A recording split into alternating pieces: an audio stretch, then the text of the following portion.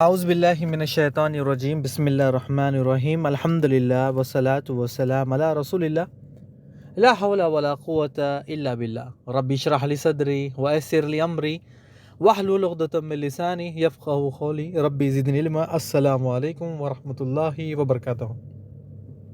عزت دار بہنیں، عزت دار بھائی، پیارے بچوں، آپ سب کا استقبال ہے اس ہمارے عقیدہ کلاس نمبر 20 میں۔ الحمدللہ پھر سے ہے اللہ سبحانہ وتعالیٰ نے ہمارے جسم میں طاقت دی ہے تاکہ ہم پڑھ کے سمجھیں۔ اگر آج بھی ہم سمجھیں گے نہیں، برائی کو جانیں گے نہیں، تو اس کا مطلب یہ ہے کہ شیطان ہم پر بھاری ہے۔ ہمیں پتہ ہی نہیں کہ برا عمل کون سا ہے، نیک عمل کون سا ہے، تو پھر ہمارا دنیا میں رہنے کا کیا مقصد ہے، یہ ہمیں ہی جاننا ہے۔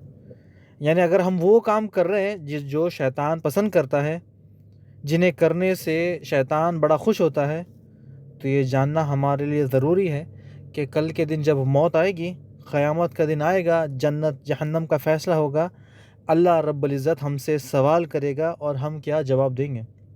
یعنی اگر ہمارے پاس وقت ہی نہیں، غلطی پر غلطی کر رہے ہیں، تو انجام اس کا یاد رکھے کہ لاپرواہی کرنے کی وجہ سے ہم جہنم میں جا سکتے ہیں۔ اگر علم سیکھتے بھی نہیں ہیں، لاپرواہی بھی کرتے ہیں، سامنے علم بھی چلتا ہے اور ہر جمعہ ہم یہاں جمع بھی ہوتے ہیں، لیکن اگر ہمارے دل پر اثر نہیں ہو رہا ہے، تو اگر کسی کو آگ پسند ہے تو پھر اس کی مرضی ہے، وہ خود اپنی مرضی سے آگ کو چنتا ہے، تو پھر اسے جہنم سے کوئی نہیں بچا سکتا۔ ہم یہاں پر علم سیکھتے ہیں، دل اور دماغ میں محفوظ کرتے ہیں، اور جو سیکھنے کے بعد اسے لوگوں کو دعوت دیتے ہیں، اسی کی دعوت دیتے ہیں۔ اگر پھر بھی ہم سیکھنے کے بعد، پڑھنے کے بعد، جاننے کے بعد بھی ہماری زندگی میں اگر تبدیلی بھی نہیں، تو یاد رکھیں آخرت میں بہت بڑا نقصان اٹھانے والے ہیں۔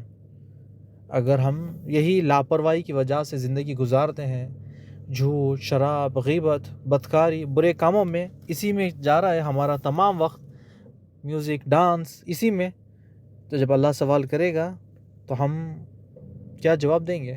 یعنی اللہ سبحانہ وتعالیٰ اگر سوال بھی کرے گا کہ میرے بندے، میری بندی، تم نے علم تو سیکھا تھا تو عمل کیوں نہیں کیا؟ یعنی تو ہم کیا جواب دیں گے اللہ سبحانہ وتعالیٰ کو؟ اور جس کے پاس علم نہیں ہوتا ہے، وہ لا علمی کی وجہ سے شرک میں جا پڑتا ہے، اور پھر اللہ سبحانہ وتعالیٰ ایسے بندے سے سوال نہیں کرتا، فرشتوں کو آرڈر دیتا ہے، لے جاؤ، لے جا کر جہنم کی وادیوں میں اسے پھینک دو۔ ہم ایسے نہ بنیں۔ ہم جو علم سیکھ رہے ہیں اسے اپنے دل میں محفوظ کرے اور دل میں مضبوط کرے کہ جو ہم سیکھ رہے ہیں کوشش کرے کہ اس پر عمل ہو۔ اگر ہم نماز کے بارے میں کر رہے ہیں کہ اللہ سبحانہ وتعالیٰ نے مجھ پر نماز فرض کی ہے، تو نماز کسی بھی حالت میں نہیں چھوڑنی ہے۔ یعنی اگر دیکھیں کہ اگر ہمیں بازار جانا ہے یا گھومنے جانا ہے یا پھر کہیں اور جانا ہے، تو اپنی نماز کی حفاظت کریں، چاہے گارڈن میں آپ نماز پڑھیں، چاہے مال میں آپ نماز پڑھیں، چاہے روڈ پہ نماز پڑھیں، لیکن اگر نماز کا وقت جا رہا ہے اور نماز گزر گئی اور گزرنے کے ساتھ ساتھ نماز قضا ہو گئی، تو پھر ہمارا علم سیکھنے کا، نماز کی فرضیت کا جاننے کا، اللہ کے حکم کا، جو اللہ کا حکم تھا اس کی لاپرواہی کرنے کی وجہ سے ہم بہت بڑا نقصان اٹھائیں گے۔ یعنی نماز کسی بھی حالت میں معاف نہیں ہے، لیکن بازار جانے سے نماز معاف ہو جاتی ہے؟ نہیں ہوتی ہے۔ گھومنے پھرنے سے نماز معاف ہوتی ہے؟ نہیں ہوتی ہے۔ ہمیں نماز وقت پر پڑھنا ہے۔ اب اللہ سبحانہ وتعالیٰ سورہ عنکبوت آیت نمبر 45 میں ہمیں بتاتا ہے، نماز کی پابندی کرو اور نماز تمہیں برائی سے بچاتا ہے۔ یعنی نماز پڑھنے سے ہم برائی سے دور ہوتے ہیں۔ اسی طرح ہر بار ہم وضو کی حالت میں رہیں تو شیطان بھی ہم سے دور چلا جاتا ہے۔ اتنی باتیں کرنے کا مقصد، اتنا سمجھانے کا مقصد یہی ہے کہ آپ یہاں ریگولر کلاسز سنتے ہو، اللہ سبحانہ وتعالیٰ کی رحمتیں ہم پر برستے رہتی ہیں، اللہ سبحانہ وتعالیٰ ہمارے دلوں میں محبت ڈالتا ہے، ہم تمام کاموں کو چھوڑ کر، تمام چیزوں کو چھوڑ کر، تمام محفلوں کو چھوڑ کر ہم یہاں پر آتے ہیں، ہم یہاں جمع ہوتے ہیں، علم سیکھتے ہیں۔ نبی صلی اللہ علیہ وسلم کا مشن دنیا تک پہنچانے کا جو طریقہ ہے وہ یہاں پر ہم سیکھتے ہیں۔ یعنی آپ صلی اللہ علیہ وسلم کا مشن کیا تھا کہ دین اسلام کو عام کرنا ہے، ہم سیکھتے ہیں، ہمارے گھر والوں کو بتاتے ہیں، ہمارے بچوں کو، ہمارے بھائی بہنوں کو بتاتے ہیں۔ یہ تمام چیزیں ہم یہاں پر جمع ہوتے ہیں، اور سیکھنے کا مقصد یہ ہے کہ اللہ کو راضی کرنا۔ اللہ جانتا ہے کہ میں اگر میرے بندے کو یہاں پر بٹھاتا ہوں یا بٹھاتی ہوں، یعنی یہ بیٹھتی ہے ہر جمعہ اسی وقت میں، آج کے وقت میں جو وقت ہمارا آپ کے ساتھ چل رہا ہے عصر کے بعد کا، تو اللہ سبحانہ تعالیٰ ہو سکتا ہے ہم سے کوئی دین کا کام لے لیں، کوئی دین کی خدمت لے لیں۔ اسی لیے شاید ہو سکتا ہے اللہ سبحانہ تعالیٰ ہمیں جمع کرتا ہے، لیکن ہم ایسا نہ کریں کہ کچھ کبھی سن لیا کبھی چھوڑ دیا، کبھی ہم نے کوئی گانے سن لیے کبھی چھوڑ دیے، ایسے نہیں، اللہ کی نافرمانی نہیں، بلکہ ہمیں وہ کام کرنا ہے جو لوگوں کے لیے مثال بنے۔ کوئی آپ کو دیکھ کے یہ نہ کہے کہ بھائی کافر اور تم میں کیا فرق ہے، یعنی آپ کو سمجھ آ گیا ہوگا، میں نے اشارے میں کہہ دیا کہ اگر لوگ کہہ دیں کہ کافر اور تم میں کیا فرق ہے، کافر بھی وہ کام کرتا ہے اور تم بھی وہ کام کرتے ہو، تو اب ہمیں اگر لاپرواہی کرتے ہیں تو اس کا نتیجہ ہمارے ساتھ ہے۔ اس کے بعد ہم کلاس نمبر 19 کے جو کوئز ہیں پہلے اس کو حل کرتے ہیں، اس کے بعد پھر ہم آگے بڑھیں گے۔ سب سے پہلا سوال تھا کلاس نمبر 19 کا، کوئز 19، کیا انسانیت سے بڑھ کر بھی کوئی اور مذہب ہے؟ ہمیں اس سوال کو غور سے سننا چاہیے، یہ سوال نہیں، یہ ہمارے لیے ایک سبق بھی ہے، یعنی ہمارے پاس اس کا جواب تیار ہونا چاہیے۔ اگر کوئی ہم سے سوال بھی کر لے تو ہمارے پاس اس کا جواب ہونا چاہیے کہ ہاں انسانیت کے اندر اسلام ہے، یعنی اسلام کے اندر انسانیت ہے۔ یعنی اگر کوئی کہے کہ نہیں انسانیت سب سے بڑا مذہب ہے، مذہب سے پہلے انسانیت سکھاتا ہے، تو ہم نے آپ کو کئی سارے مثالیں پچھلی کلاس میں دے کر آئے، کئی ساری تفصیل میں اس پر بات کی کہ اسلام کے اندر انسانیت ہے، لوگوں کے حقوق، ماں باپ کے حقوق، یعنی کئی ساری چیزیں اس کے اندر موجود ہیں۔ سوال نمبر دوسرا، کیا اسلام نے سبھی کے حقوق مار دیے یا سبھی کے حقوق برابر دیے؟ یہ سوال بھی ہمیں سمجھنا چاہیے۔ سمپل جواب ہے، لیکن اگر میں کہہ دوں کہ اسلام میں سب کے حقوق برابر دیے، جی ہاں بالکل سمپل جواب، ہاں ہم اسلام نے سب کے حقوق برابر سے دے دیے، لیکن کسی کے مارے نہیں مارے۔ لیکن اگر ہم اپنا دماغ صحیح استعمال کریں، اسے سمجھیں، تو پھر ہمارے لیے یعنی اس اسلام کو چھوڑنا ناممکن ہے۔ اسلام میں رہنے میں جو عزت افزائی ہے، جو آسانی ہے، جو ہمارے لیے کیا کہیں اسے سکون ہے، یہ تمام اسلام کے اندر ہے۔ اگر ہم اپنا دماغ لگائے، تھوڑا سا سوچیں، اگر کوئی اور مذہب میں ہوتے، اگر کسی اور مذہب میں ہم پیدا ہوتے، تو سب سے پہلے ہمیں جو دہیج والا سسٹم ہے، ڈوری والا، وہ چلنا، کہ اگر آپ لڑکی ہوتے یا اگر کوئی لڑکی ہوتی تو لڑکی والوں کو لڑکی پیدا ہونے کے ساتھ ساتھ اسی کے پیسے جمع کرنے، یعنی اگر لڑکی 1 سال 2 سال کی ہوتی تو کہتے ہیں کہ بھائی میری بیٹی ہے، بہن میری بیٹی ہے اور مجھے بیٹی کی تیاری کرنی ہے، چاہے بیٹی ابھی تو 1-2 سال کی ہے، ابھی سے وہ فکر میں رہتے ہیں کہ بیٹی کی شادی کرنی ہے، بیٹی کی شادی کرنی ہے، بیٹی کی شادی کرنی ہے۔ لیکن اگر اسلام دیکھا جائے، اسلام اتنا خوبصورت ہے، اسلام نے مرد کو پیسے دینے کا حکم دیا ہے، لیکن آپ دیکھ لیں کہ ہم کس کے سسٹم پر، کس کے دیے ہوئے رولوں پر چل رہے ہیں۔ یعنی اگر آپ دیکھیں کہ اگر بیٹی ہو جاتی ہے دین اسلام میں، تو کہتے ہیں کہ بیٹی کی شادی، ان کے لیے دہیج، ان کے لیے کپڑے، یہ ساری چیزیں جمع کرنا ہے۔ لیکن اگر اسلام کے مطابق زندگی گزارے ہیں تو پھر یہ تمام چیزیں مرد پر لاگو ہوتی ہیں۔ مرد کی ذمہ داری ہے کہ وہ یہ تمام چیزوں کو تمام چیزوں کو پورا کرے، مکمل کرے۔ یہ ڈوری کا سسٹم دین اسلام میں نہیں ہے۔ اور اگر میں آپ کو مثالیں دوں تو ہم جو چل رہی ہے کہ سب کے حقوق برابر دیے، بالکل اسلام نے سب کے حقوق برابر دیے۔ پہلے لوگوں میں جو پہلے ایسے مذہب تھے، جہالت میں لوگ عورت کو جانور کے جیسے سمجھتے تھے، یعنی بالکل عورت ایک جانور جیسی ہے، اس کا کبھی حق نہیں دیا، اس کی کبھی لوگوں کو پہچان ہی نہیں کروائی۔ اگر دیکھا جائے تو اگر میں آپ کو ایک چھوٹی سی مثال دوں، انڈیا میں عورت کو پراپرٹی میں ایکول کا حصہ تھا ہی نہیں۔ یہ رائٹ تو 2005 کے بعد ملا ہے، یعنی اسلام کب سے بتا رہا ہے کہ اور ایک اگر باپ کی پراپرٹی ہے، اس کے اندر بیٹی کا بھی حصہ ہے، بیٹے کا بھی حصہ ہے، بیوی کا بھی حصہ ہے، جو مرنے والے کا ہے۔ وراثت کی تقسیم الگ الگ طریقے سے اللہ سبحانہ تعالیٰ نے ہمیں بتائی، آپ صلی اللہ علیہ وسلم نے کئی چیزیں ہیں، یعنی سورہ نساء میں وراثت کے بارے میں کئی چیزیں لکھی ہیں۔ لیکن 2005 میں ہندو کو پراپرٹی میں ایکول رائٹ ملتا ہے، یعنی عورت کو، یعنی اتنے سال حق کہاں تھا؟ یعنی اسلام جب سے آیا سبھی کے حق برابر دیے، سبھی کے حق۔ سوال نمبر تیسرا، عبداللہ بن مسعود رضی اللہ تعالیٰ عنہ سے ان کے واقعے سے ہمیں کیا پتہ چلتا ہے؟ پڑوسی کے ساتھ کیسا رہنا چاہیے؟ صحیح بخاری میں محمد صلی اللہ علیہ وسلم فرماتے ہیں، حدیث نمبر 6014، تو جبرائیل علیہ السلام آپ صلی اللہ علیہ وسلم کے پاس آتے ہیں، انہیں بار بار اس طرح وصیت کرتے ہیں پڑوسی کے بارے میں کہ ان کے حقوق کے بارے میں، ان کا خیال رکھنے کے بارے میں آپ صلی اللہ علیہ وسلم سوچتے ہیں شاید پڑوسی کو بھی وراثت میں شریک کیا جائے. یعنی اتنا زیادہ آپ صلی اللہ علیہ وسلم سوچتے ہیں کہ بار بار جبرائیل علیہ السلام آتے ہیں، پڑوسی کے حقوق بتاتے ہیں، پڑوسی کے بارے میں فرماتے ہیں، پڑوسی کے ساتھ کیسا برتاؤ کرے، یہ تمام چیزیں دیکھیں. اور ایک صحیح بخاری کی حدیث ہے 6016، محمد صلی اللہ علیہ وسلم فرماتے ہیں، وہ ایمان والا نہیں، وہ ایمان والا نہیں، وہ ایمان والا نہیں، 3 بار کہا. پوچھنے والے نے پوچھا، یا رسول اللہ صلی اللہ علیہ وسلم آپ نے کس کے بارے میں کہا؟ یعنی کون ہے یہ شخص؟ آپ نے کہا وہ جس کے شر سے اس کا پڑوسی محفوظ نہیں.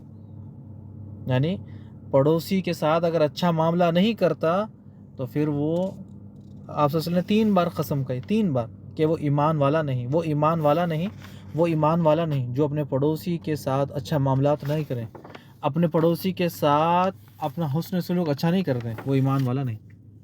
سوال نمبر 4، کیا ماں باپ سے بڑھ کر پڑھائی، دوست، پارٹی کوئی چیز ہے؟ یہ سوال بھی ہمیں سمجھنے والا ہے. ماں باپ کے لیے دنیا میں سب سے بڑی نعمت کیا ہے؟ اولاد. یعنی آپ دیکھیں کہ ماں باپ اولاد کے لیے کیا کیا کرتے ہیں، اولاد کے لیے دعائیں کرتے ہیں. یعنی اولاد کے لیے کون سا جو پہاڑ ہے وہ کراس نہیں کرتے، کون سا پہاڑ ہے جو چڑھتے نہیں. ماں باپ کی ایک ہی خواہش ہوتی ہے کہ میری اولاد نیک بنے اور فرمانبردار بنے. یعنی میری فرمانبرداری کرے، اللہ اس کے رسول کی فرمانبرداری کرے، بس دوسرا کچھ نہیں. اور ماں باپ کو آپ کے مال سے کچھ نہیں چاہیے. ماں باپ کیا چاہتے ہیں کہ بس گزر چل جائے، گزر ہو جائے، کھانا 2 روٹی چلے جائے، کچھ ختم. کیا خواہشیں ہوتی ہیں؟ نہیں ہوتی ہیں. ماں باپ یہی چاہتے ہیں کہ میری اولاد نیک ہے اور جہاں پر بھی ہو خوش رہے، بس.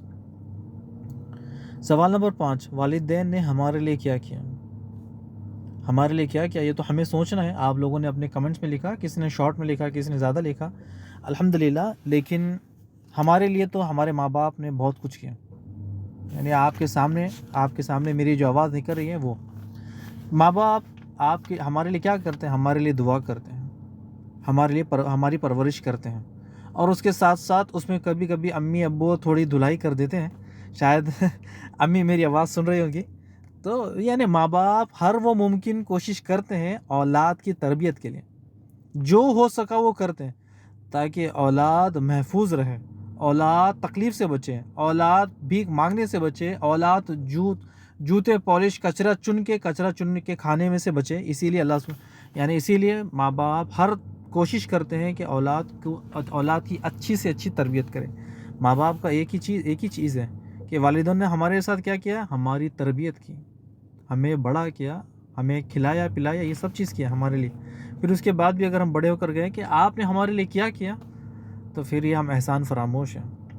سوال نمبر 6، سورۃ الاسراء آیت نمبر 23-24 میں اللہ سبحانہ تعالیٰ نے ہمیں کیا حکم دیا؟ اللہ سبحانہ تعالیٰ ہمیں حکم دیتا ہے والدین کے ساتھ اچھا سلوک کرو. جب وہ بوڑھے ہو جائے تو اگر تم سے کوئی بری بات کہہ دے تو تم اف بھی نہ کرو، ہر حال میں ان کا احسان مند رہو. یعنی ان کے سامنے ایسا کام نہ کرو، یعنی ایسا کام جو ہاتھ اٹھانے والا ہو، آنکھ دکھانے والا ہو، یا بے ادبی کا محاذرہ، یا پھر ایسی حرکت کرنا جس سے وہ ناراض ہو جائے. یعنی اگر ماں باپ بڑے ہیں، ہم سے بوڑھے بھی ہیں، ان کی عزت کرنا، ان کا احترام کرنا، ان کے ساتھ آداب کے ساتھ پیش آنا. یعنی اللہ سبحانہ تعالیٰ حکم دیتا ہے جب تک وہ دنیا میں ہے تم اف نہ کرو، اور جب وہ دنیا سے چلے جائیں تو ان کے لیے دعا کرو، اللہ سبحانہ تعالیٰ حکم دیتا ہے ہمیں. سوال نمبر 7، اب ہم ان کے لیے کیا کریں؟ ہم نے ہنٹ دیا تھا سورہ ابراہیم آیت نمبر 35-45 میں، چیک کریں. سورہ ابراہیم آیت نمبر 41 میں اللہ سبحانہ تعالیٰ ہمیں بتاتا ہے، اور اللہ سبحانہ تعالیٰ خود ہمیں یہ دعا سکھاتا ہے. یعنی اے ہمارے رب، حساب کتاب قیامت والے دن مجھے، میرے ماں باپ اور تمام مومنوں کی مغفرت کر، انہیں معاف کر. یعنی اس سے بڑا تحفہ ہمارے خود کے لیے، ماں باپ کے لیے اور تمام مومنوں کے لیے کیا ہو سکتا ہے کہ ہم ان کے لیے دعا کریں. جب وہ دنیا سے چلے جائیں ان کے لیے دعا کرتے ہیں. یعنی آپ کو کہیں جانے کی ضرورت نہیں، آپ گھر میں سجدے میں رکوع میں. یعنی اگر دیکھیں کئی لوگ قبرستان جا کر خرچ اٹھا کر سفر کر کر ٹرین سے، بس سے، گاڑی سے ماں باپ کی مزار پر جاتے ہیں، ان کے مزار پر ہاتھ رکھتے ہیں، ان کی مزار پر ہاتھ رکھنے کے ساتھ ساتھ ان کے لیے دعائیں پڑھتے ہیں، یعنی ان کے لیے دعا کرتے ہیں. اس سے اچھا دیکھیں کتنا اچھا تحفہ ہم ماں باپ کو دے سکتے ہیں. رات میں تہجد میں اٹھیں، نماز کے لیے سجدے میں جائیں، رکوع میں جائیں اور دعا کریں، اللہم اغفر لی والوالدین والوالدین والمؤمنین والمؤمنات والمسلمین والمسلمات. یا آپ کے سامنے ایک اور دعا ہے، اللہم اغفر لی. یعنی آپ کی تمام یہ ایسی دعائیں ہیں جو ہم اپنے ماں باپ کو تحفہ دے سکتے ہیں. یعنی تہجد کی آدھی رات میں اٹھے، نماز میں سجدے اور رکوع میں دعا کریں. فرض نمازوں کے سجدے اور دعا میں اپنے ماں باپ کے لیے دعا کریں. یعنی اس دعا کے ساتھ ساتھ ایک اور فائدہ، میں ایک چھوٹا سا فائدہ بتاتا ہوں، اس کے بعد آگے بڑھتے ہیں ورنہ اسی میں سارا کا سارا وقت نکل جائے. جب ہم کہتے ہیں اس دعا میں کہ اللہ سبحانہ وتعالیٰ میرے ماں باپ یعنی مجھے، میرے ماں باپ، تمام مومنوں کی مغفرت کر. جب ہم کہتے ہیں تمام مومنوں کے لیے دعا کرتے ہیں، ہمیں پتہ نہیں کہ کون مومن ہے، بس ہم دعا کر دیتے ہیں. لیکن اللہ سبحانہ وتعالیٰ اس دعا میں اتنی اثر ہے، اللہ سبحانہ وتعالیٰ اس دعا کے بدلے ہر مومن کے ایک نیکی دیتا ہے. یعنی اگر ہم دعا کرتے ہیں کہ اللہ سبحانہ وتعالیٰ میرے ماں باپ اور تمام مومنوں کی مغفرت کر، اللہ سبحانہ وتعالیٰ اس مومن کی دعا کے لیے ایک مومن کے لیے ایک نیکی دیتا ہے. یعنی جیسے ہی ہم پڑھتے ہیں، جیسے ہی دعا ہم زبان سے نکلتی ہے، تو آپ سوچیں کہ تمام مومنوں کی مغفرت کے لیے دعا کی اور ہر ایک مومن کے لیے ایک نیکی، یعنی ہر ایک مومن کے بدلے میں ایک نیکی. سوچیں ہماری گلی میں کتنے مومن ہوں گے؟ 100. ہمارے محلے میں کتنے مومن ہوں گے؟ 1000. ہمارے شہر میں کتنے مومن ہوں گے؟ 1,00,000. پوری دنیا میں کتنے مومن ہوں گے؟ اللہ سبحانہ تعالیٰ سے جب ہم یہ دعا کرتے ہیں، اللہ سبحانہ تعالیٰ میرے ماں باپ کی، تمام مومنوں کی مغفرت کر، تو اللہ سبحانہ تعالیٰ ہر بندے کے بدلے میں ایک نیکی. سوچیں ہزاروں لاکھوں کروڑوں میں ہماری نیکیاں جمع ہو جاتی ہیں. آپ اگر تھوڑا سا فکر کریں دعا کرنے کے وقت میں کہ ہم دعا بھی کرتے ہیں اور اس کے نیکیاں بھی کماتے ہیں، کتنا بڑا فائدہ ہے. سوال تھا کہ کیا ہمارے ماں باپ کے لیے ہم کیا کریں، یعنی ان کے لیے ہم کیا کریں. ان کے لیے اللہ سبحانہ وتعالیٰ نے بتا دیا، دعا کریں. کلاس نمبر 18 اور 19 میں اللہ سے محبت کے 10 علامات ہم پڑھ رہے تھے، جسی کا یہ حصہ ہے. سب سے پہلے جو علامت تھی، اگر تم اللہ سے محبت کرتے ہو تو محمد صلی اللہ علیہ وسلم کی پیروی کرو، پھر اللہ سبحانہ تعالیٰ تم سے محبت کرے گا اور تمہیں معاف کرے گا. یہ پہلا تھا، ہم پڑھ کر رہے ہیں. دوسرا، جب اللہ سبحانہ تعالیٰ اپنے بندے سے محبت کرتا ہے تو اسے دنیا سے بچا لیتا ہے. تیسرا علامت، اللہ سبحانہ تعالیٰ کی محبت کی نشانی، یعنی ایمان والوں سے دوستی کرتا ہے اور کفار سے اللہ کے لیے دشمنی. اور چوتھا علامت، حدیث جبرائیل، ہم نے بتایا تھا کہ جب اللہ سبحانہ تعالیٰ اپنے بندے سے محبت کرتا ہے، جبرائیل علیہ السلام کو بلاتا ہے، کہتا ہے کہ میں فلاں بندے سے محبت کرتا ہوں. جبرائیل علیہ السلام تم بھی اس سے محبت کرو. اور پھر سوال نمبر جو 10 علامات میں سے 5ویں علامت، جب اللہ سبحانہ تعالیٰ کسی بندے سے محبت کرتا ہے تو اس کے ہاتھ بن جاتا ہے، اس کے پاؤں بن جاتا ہے، اس کے کان بن جاتا ہے، اس کی آنکھ بن جاتا ہے.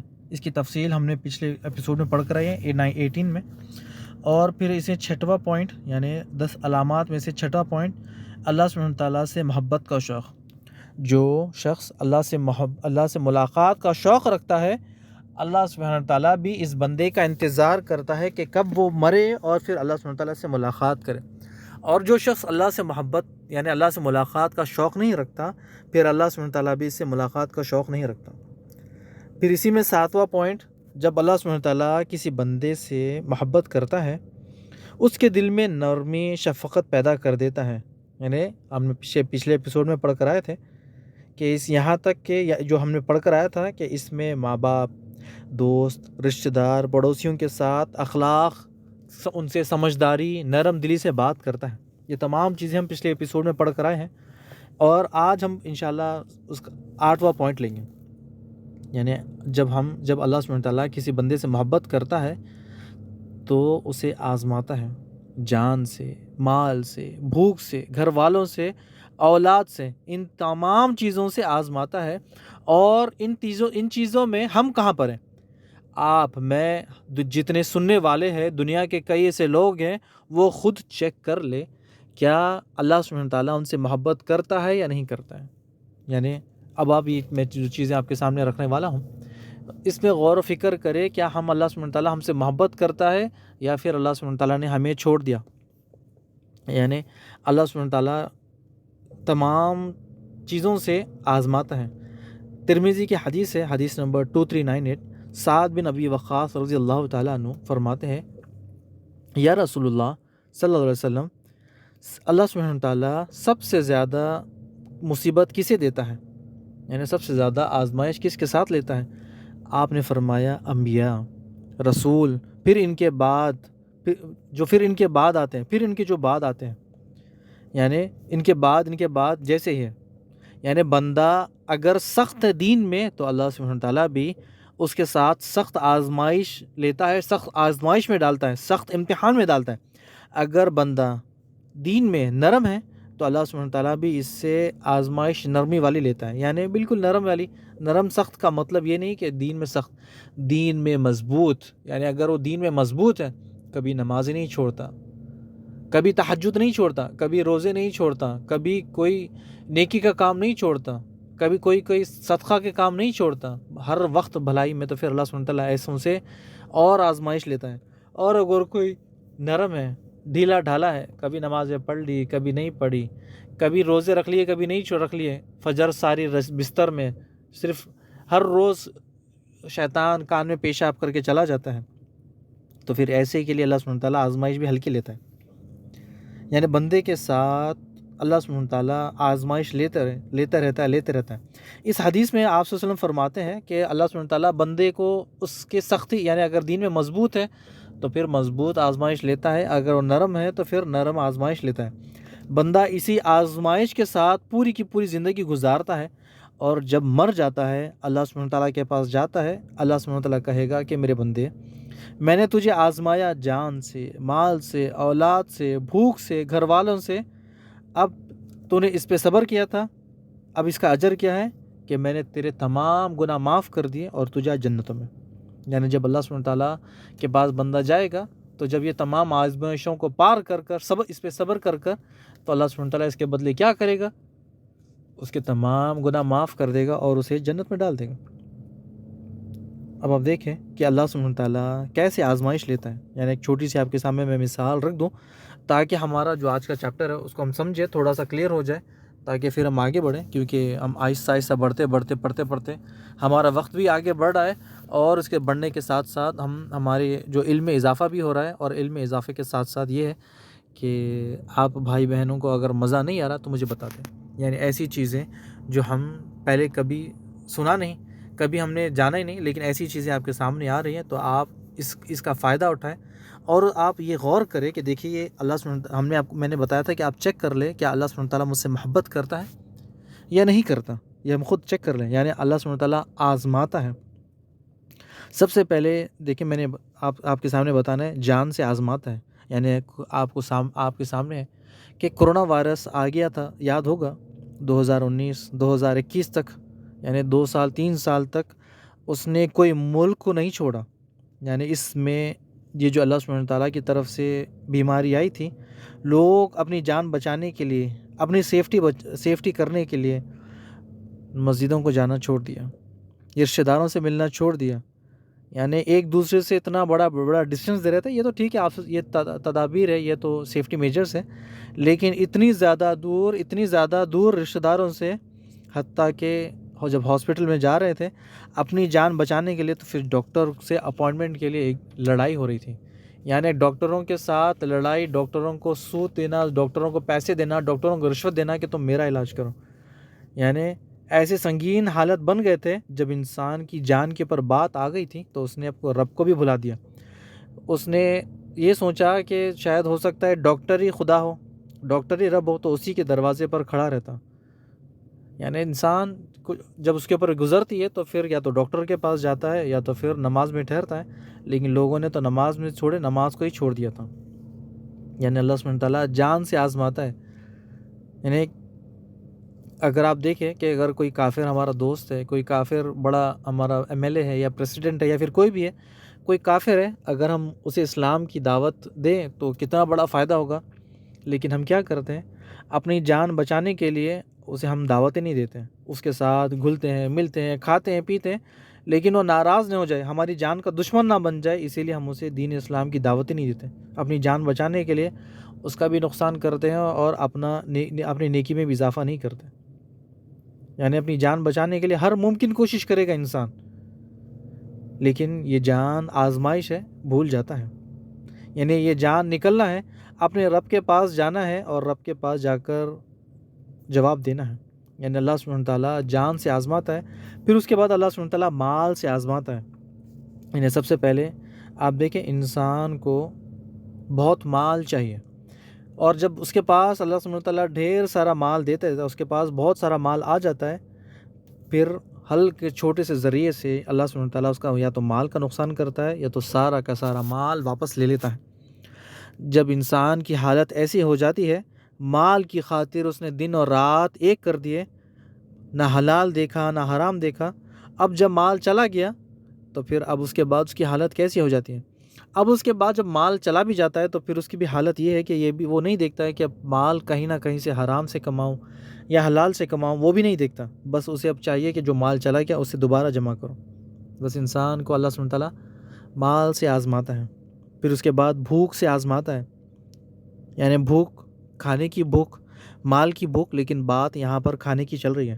یعنی پیٹ کی خاطر سچ کو جھوٹ بنا دیتا ہے، جھوٹ کو سچ بنا دیتا ہے۔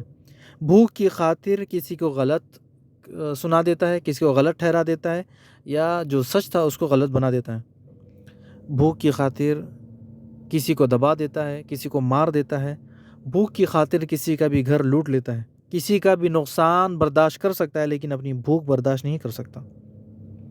اللہ سبحانہ تعالیٰ اسے آزماتا ہے، اور آزمانے کے ساتھ ساتھ دیکھتا ہے کہ میرا بندے کو میں نے بھوک کی آزمائش میں ڈالا، میرا بندہ صبر کرتا ہے یا نہیں کرتا۔ اور پھر جب بھوک کی باری آ جاتی ہے، بھوک سر چڑھ جاتی ہے، تو پھر انسان دیکھتا نہیں ہے کہ راستہ غلط ہے یا صحیح ہے۔ بھوک کی خاطر حتیٰ کہ لوگوں کی نظروں میں بھی گر جاتا ہے، انسانیت سے بھی گر جاتا ہے، گھر والوں سے بھی گر جاتا ہے، اور اس کے بعد حتیٰ کہ ایسے کام کر بیٹھتا ہے جو اللہ سبحانہ تعالیٰ کو ناراض کر دے۔ اللہ سبحانہ تعالیٰ گھر والوں سے بھی آزماتا ہے، گھر والوں سے یعنی بیوی کے ذریعے آزماتا ہے انسان کو، کہ اگر انسان دیندار ہے، نمازی پرہیزگار ہے، برے کاموں سے بچتا ہے، برے خواہشوں سے بچتا ہے، تو پھر اللہ سبحانہ تعالیٰ بیوی کے ذریعے آزماتا ہے۔ بیوی کیا تو تھوڑا سا غلط نہ لگے، یہ ایک آزمائش والی میں نے پہلو بتایا آپ کو، آپ دل پہ نہ لے کہ کہے کہ آپ نے سیدھا صرف عورتوں پہ اٹیک کرتے ہو، نہیں۔ شوہر بیوی کی فرمائش کے لیے اللہ سبحانہ تعالیٰ کی حدیں پار کر دیتا ہے۔ غور کرے، یہ دیکھیں کہ شوہر بیوی کی فرمائش خواہش کی خاطر اللہ سبحانہ تعالیٰ کی حدیں پار کر دیتا ہے۔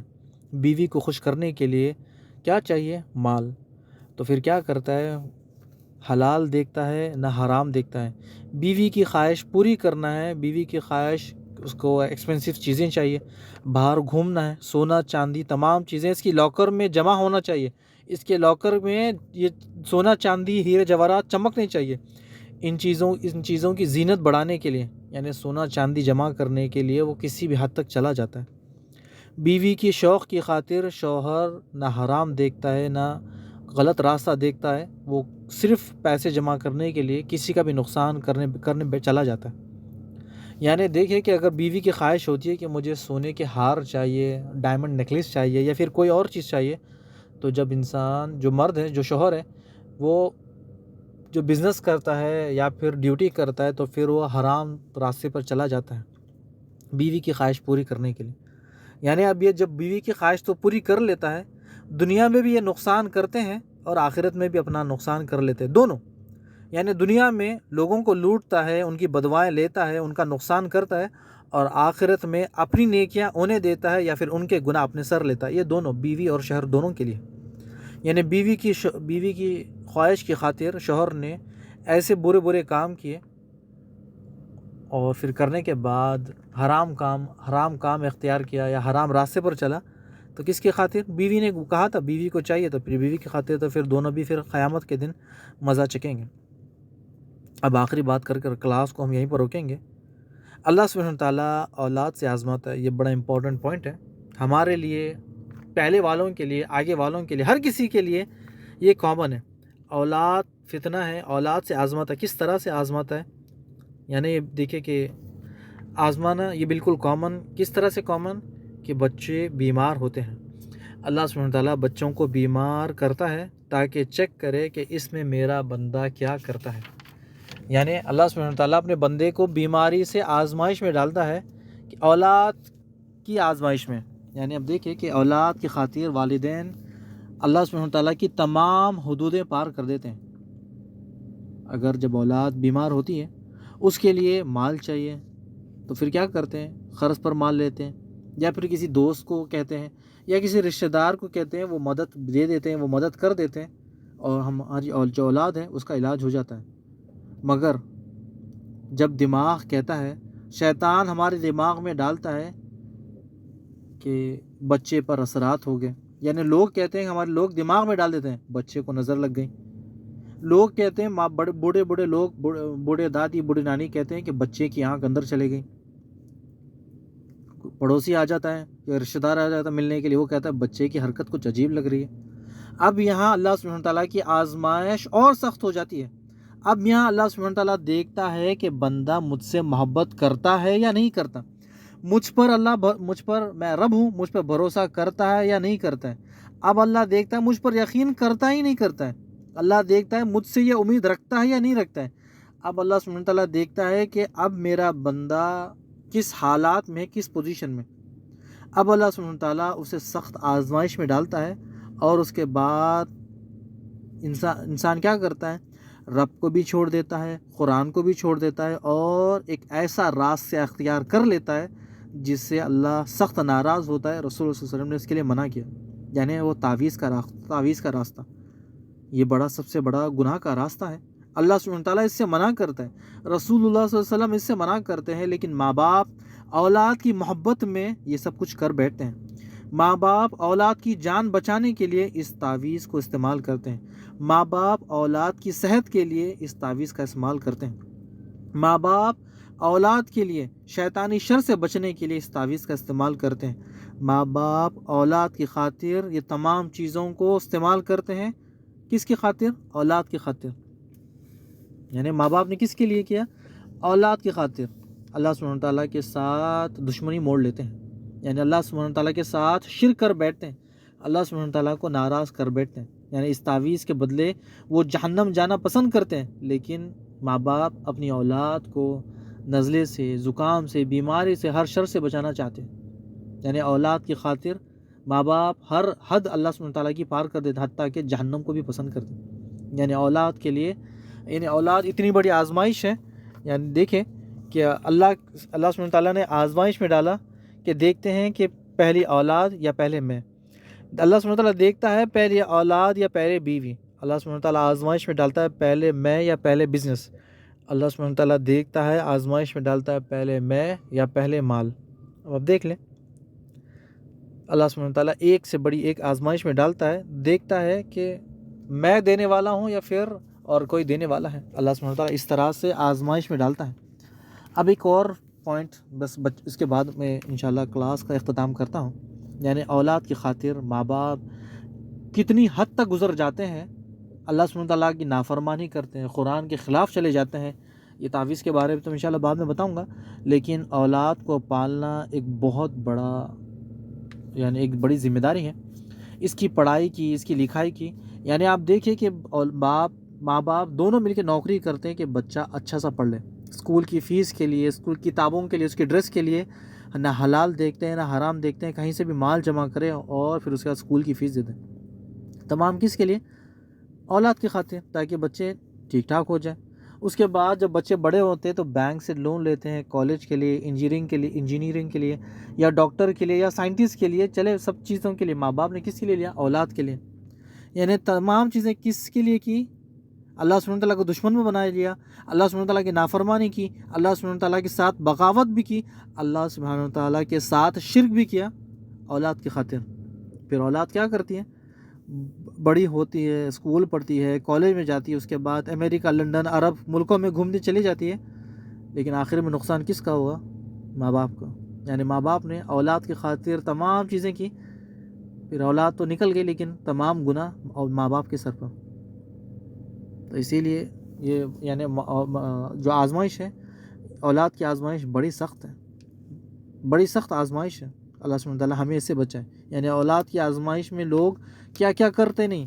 یعنی تعویذ کے بارے میں آپ کو میں چھوٹا سا بتا دوں کہ تعویذ کے بارے میں پتہ ہوگا پھر بھی آپ کو، لیکن پھر بھی ایک چھوٹی سی بات آپ کے سامنے رکھ دوں کہ اللہ کے پاس دنیا میں سب سے بڑا گناہ یہ تعویذ والا ہے، یعنی تعویذ شرک ہے۔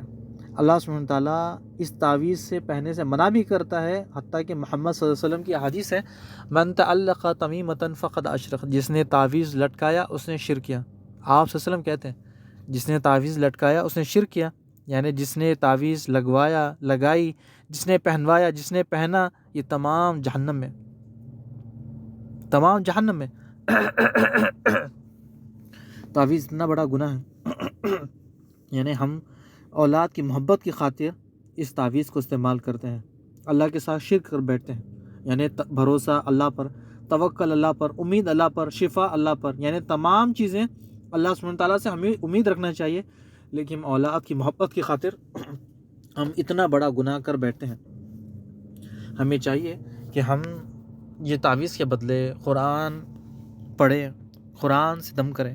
اللہ سبحانہ تعالیٰ فرماتا ہے قرآن مجید میں وَنُنَزِّلُ مِنَ الْقُرْآنِ مَا هُوَ شِفَاءٌ وَرَحْمَةٌ لِّلْمُؤْمِنِينَ۔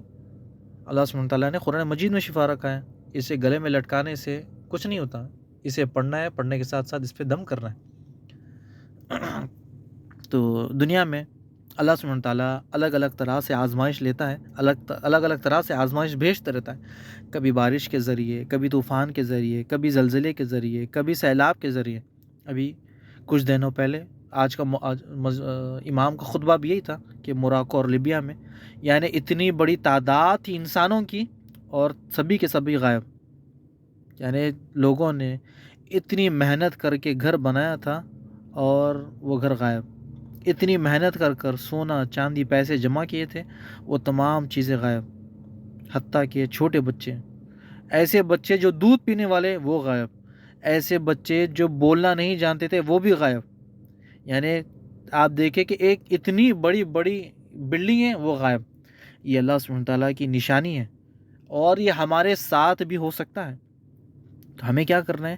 ہمیں اپنے ایمان کی حفاظت کرنی ہے، صحیح عقیدہ سیکھنا ہے، جو سیکھ لیا، جو اللہ سبحانہ تعالیٰ نے ہمیں بتایا اسی پر چلنا ہے۔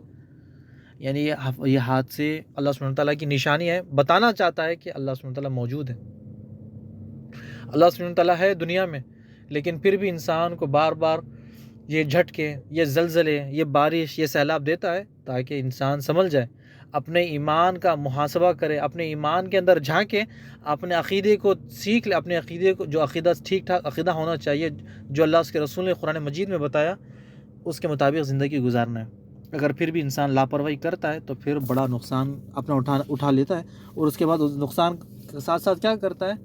آزمائش میں فیل ہو جاتا ہے۔ اللہ سے دعا کرتے ہیں کہ اللہ سبحانہ تعالیٰ یہ جو آزمائش ہے، اللہ سبحانہ تعالیٰ اس آزمائش میں ہمیں ہلکی آزمائش میں لے، اور اللہ سبحانہ تعالیٰ اس آزمائش میں ہمیں کامیاب کر، ہمیں اللہ سبحانہ تعالیٰ تو ہم سے ناراض مت ہو، آمین یا رب العالمین۔ ہم 10 علامات پڑھ رہے تھے اللہ سے محبت کی نشانی، یعنی بندہ اللہ سے محبت، اللہ بندے سے محبت کرتا ہے، اس کے 10 علامات۔ سب سے پہلا آپ کو یاد ہوگا کہ اللہ کے رسول صلی اللہ علیہ وسلم کی اطاعت، پھر جب اللہ سبحانہ تعالیٰ بندے سے محبت کرتا ہے دنیا سے بچا لیتا ہے، پھر اللہ سبحانہ تعالیٰ کی محبت کی نشانی ایمان والوں کو دوست، کافروں سے دشمنی، چوتھا جبرائیل علیہ السلام کو بلاتا ہے، اور پانچواں بندے کے جب ہاتھ بن جاتا ہے، زبان بن جاتا ہے، کان بن جاتا ہے، پاؤں بن جاتا ہے، اور اس کے بعد چھٹا اللہ سبحانہ تعالیٰ سے ملاقات کا شوق، ساتواں جب اللہ سبحانہ تعالیٰ کسی بندے سے محبت کرتا ہے تو اسے نرمی عطا کرتا ہے، اور آٹھواں آج ہم نے جو پڑھا جب اللہ کسی بندے سے محبت کرتا ہے تو اسے آزمائش میں ڈالتا ہے، اسے آزماتا ہے، جان سے، مال سے، بھوک سے، گھر والوں سے، اولاد سے، تمام چیزوں سے، اور اللہ سے دعا بھی کرتے ہیں کہ اللہ سبحانہ وتعالیٰ ہمیں ہمارے آزمائش میں ہمیں فیل نہ کر۔